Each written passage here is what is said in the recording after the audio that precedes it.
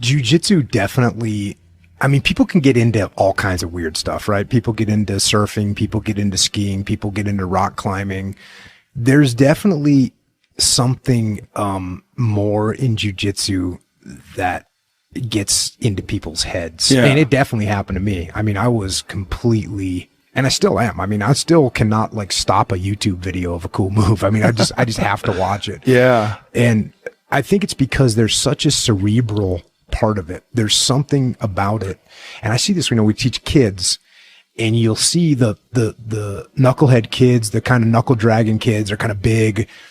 They don't really get it. But then you get this kid, like some smart kid that you can tell they're smart. And those are the kids that get really into jiu-jitsu because they realize like, oh, if I learn this, I can beat that big kid. Yeah. And that's where it starts. But yeah, jiu-jitsu can definitely be addictive. Well, jiu-jitsu is the only martial art where it really works like in the Bruce Lee movie. Yeah. Where the little guy really can beat the big guy. Yeah.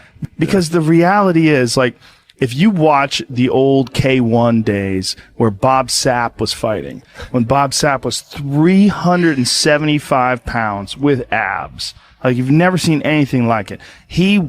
Was he on steroids? He was steroids. There was nothing human left. And he beat Ernesto Hoost twice, who is arguably one of the top 2 or 3 greatest kickboxers ever. And Bob Sapp just bum rushed him and Donkey Konged him. Just beat him down with clubbing punches because he was so much bigger than him. Yeah. And to your point, I was in Japan. I was with Dean, as a matter of fact, when Nogueira submitted Sapp. That was insane. That was insane. That was insane. That was a perfect example. Perfect example. But boy, it had to be Nogueira, though, because Sapp dropped him on his head, pile drived him on his head. The point is that in jiu-jitsu, like, maybe in MMA, it's a little bit different because, obviously Bob Sapp dropped Nogueira on his head, and most people would have been done then. Mm-hmm. But Nogueira was legendarily tough. But a small man can tap out a much larger, stronger man on a regular basis. Yep. I watched Rico Rodriguez in Abu Dhabi go against Marcelo Garcia. I was there. Were you there? Yeah. In LA. Yeah, it was awesome. Amazing. Yeah. And when Rico threw him on his back, when Marcelo took Rico's back, boom. So Rico threw himself backwards and slammed on top of like Marcelo's like a backpack on Rico's back. Rico's like 240 something, maybe even heavier. Threw himself backwards and landed all his weight on Marcelo. Mm-hmm. Marcelo shook it off and leg locked him. Yeah. Incredible. Yeah. Incredible. I mean, Marcelo was like 160 pounds, maybe 170, maybe. Yeah. But just so skilled and so dangerous with his jiu-jitsu that he was the favorite in that, which is incredible. And that's where I think that addiction comes in, because I think it's just a cerebral thing where people realize that it's, like you said, it's this real force. One of my kid asked me, that movie, The Incredibles? Yes. These people have superpowers, and my son asked me, "Hey, Dad, is there really such a thing as superpowers?" And I'm like, jiu-jitsu.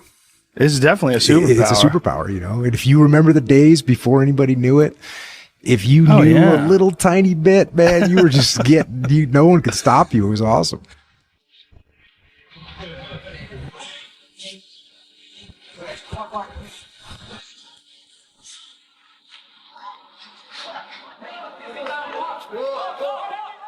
What year did you start?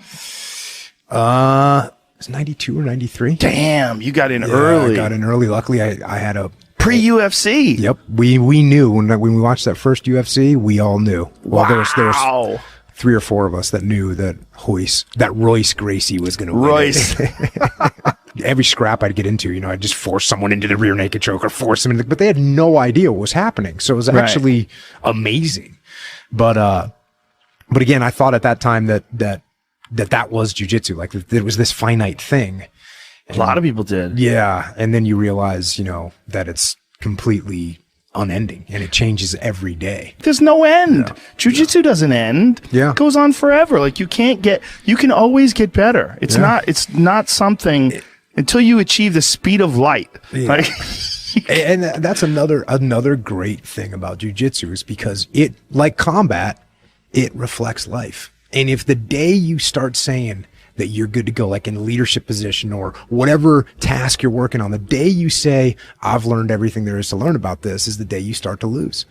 And I know that humility is something that you have to keep yourself in check because Yeah. again, I got asked the other day, when were you at, when was your high point of leadership? And I'm like, I never had a high point of leadership. I was always trying to learn. I was always trying to figure out what I was doing wrong and what mistakes I was making.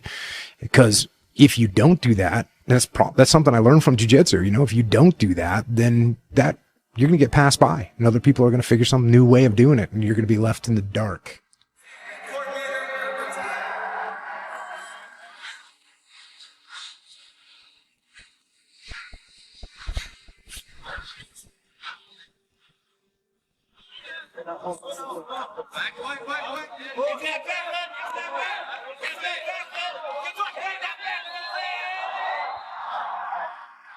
Yeah, as much as I like to use like the term "that was perfect," there really is nothing perfect in human beings. There's always room for improvement. There's always a shorter path. There's always a quicker victory. There's always there's always new things to learn. And as soon as you start thinking that you've mastered something to the point of an end, like you kind of missed out what it's all about in the first place. It's all about, you're constantly uncomfortable. You're supposed to be constantly uncomfortable. Yeah. And then in these little victories that you get, the good thing about when people tap, you get I get a little nice feeling right here. Yeah. I did then they're it like, right. let's go again. The point is that it's a long path, a long, arduous path. And I think anything that's worth doing is probably like that.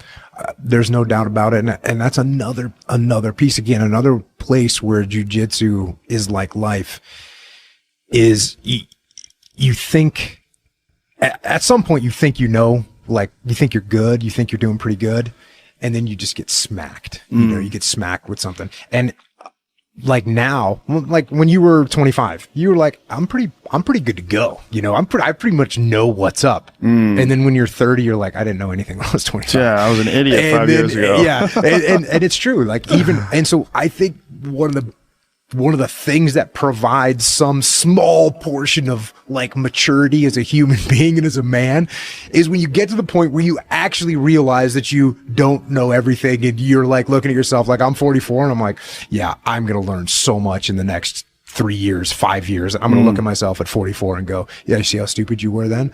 And when you come to that realization, I think that's a pretty positive thing because it takes a while to figure out that, hey, you don't have everything figured out. You're pretty stupid right now, even though you don't think so.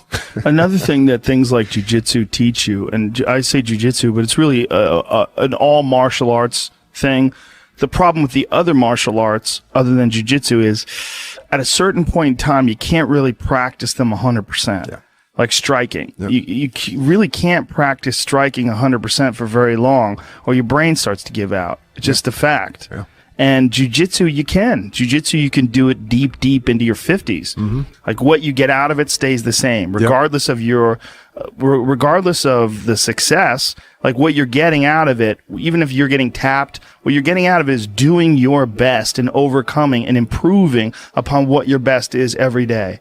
And doing so in a situation where there's extreme consequences. You're going to get strangled. You're going to get your arm broken if you don't tap. You're going to get your leg fucked up if you don't tap. It's not as extreme as combat, obviously, but it is as extreme as you can get in a sport that you're participating in, an activity that you're participating in voluntarily in America at 5:30 on a Tuesday, where you're going to get 30 people that are going to show up, slap hands together, and then hug it out after it's over, and go, you going to be here tomorrow? Yeah, all right, I'll see you, man. And then, back again tomorrow, same thing. That's another kind of primal piece that makes jiu-jitsu so intense.